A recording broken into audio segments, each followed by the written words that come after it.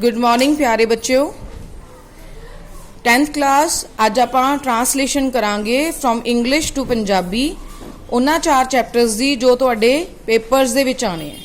उहदे विचों first chapter है जो तुहाडी बुक ते 5th है, some glimpses of ancient Indian thoughts and practices. First sentence देखो बेटे, the gods approached the sage Dadhichi.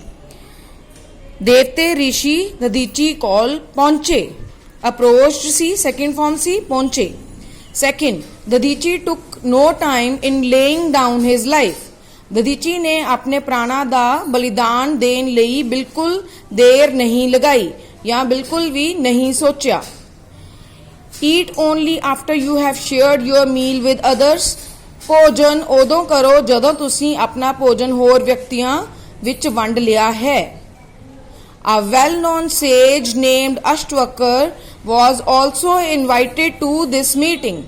Ashtavakra ना दे एक प्रसिद्ध ऋषि नू भी उस सभा विच सद्या गया। इनवाइटेड सदना, सभा मीटिंग, वेल नोन मतलब प्रसिद्ध, सेज मीन्स ऋषि। ठीक है, समझ आ गया। Next, the entire universe is one family. पूरा विश्व एक परिवार है। Sixth sentence, this does not belong to me. ए मेरी नहीं है या ए मेरे नाल ताल्लुक नहीं रखदी। Then they choose to be burned alive. उन्होंने अपनी मर्जी नाल खुद नू इट्टां विच चिनवा लिया। The history of this great land is full of examples. इस महान देश का इतिहास अजिहियां उदाहरणां नाल भरिया पिया है। The people of this great country believe in the unity of life. इस देश दे लोग किसी भी जगह अते हरेक थां जीवन दी एकता विच विश्वास रखते हैं। तुसी ये भी बोल सकते हो, दिस ग्रेट कंट्री मतलब इस महान देश दे लोग किस च विश्वास करते हैं? जिंदगी दी एकता दे विच विश्वास रखते हैं। ये जरूरी नहीं लिखना किसी भी जगह अते हरेक थां, इनू कट दो चाहे। अगे, king Janak of Mithila called a meeting of the scholars. Mithila दे राजा जनक ने उच्च दार्शनिकां दी एक सभा बुलाई। स्कॉलर्स नू दार्शनिकां कहा जाता है। नैक्सट सिक्स्थ चैप्टर देखो बेटे, the boys were puzzled for a moment. मुंडे एक पल लई उलझन विच पै गए। वर है, ध्यान रखियो, है नहीं लगाना पीछे। ठीक है। फटिक रिफ्यूज्ड टू मूव। फटिक ने हिलन तो मना कर दिता या फटिक ने उथों हिलन तो इनकार कर दिता। Third, Phatik Chakravarti was the ring leader amongst the boys of the village. Phatik Chakravarti पिंड दे मुंडियां दा मुखिया सी। इत्थे मुखिया ते खखे नू बिहारी आऊगी बेटे। He could not bear this injustice. ओहो इस अन्याय नू सहन नहीं कर सकिया। कुड नॉट है, सेकंड फॉर्म है। The stranger asked him again. अजनबी ने उस तो दोबारा पूछया। At last Bishambar asked the police to help him.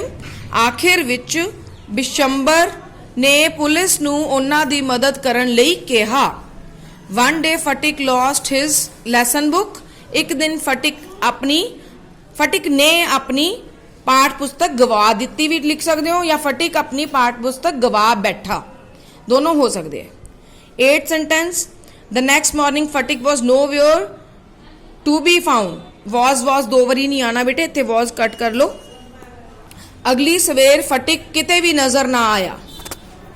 9th sentence, Bishambar brought in a doctor. Bishambar ने एक डॉक्टर नू बुलाया या बिशंबर एक डॉक्टर नू बुला लिया, दोनों तरह लिख सकते हो। पहला वाला जिवें मैं बोली सी ज्यादा सही है कि बिशंबर ने डॉक्टर नू बुलाया, एक डॉक्टर नू। Mother the holidays have come. मां छुट्टियां आ गई हन। इज इंपॉर्टेंट है सेंटेंस क्योंकि यह क्वेश्चन भी है। Then making of the earth दे देखो बेटे, the sun and the planets with their satellites form a happy family.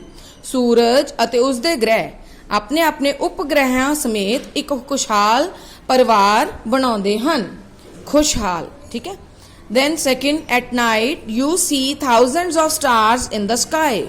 रात समय तू आकाश या तुसी आकाश विच हजारां तारियां नू देखदे हो। इत्थे एक कुड़ी नू लैके कहा कि तू देखदी है, तुसी देखदे हो ही लिखोगे।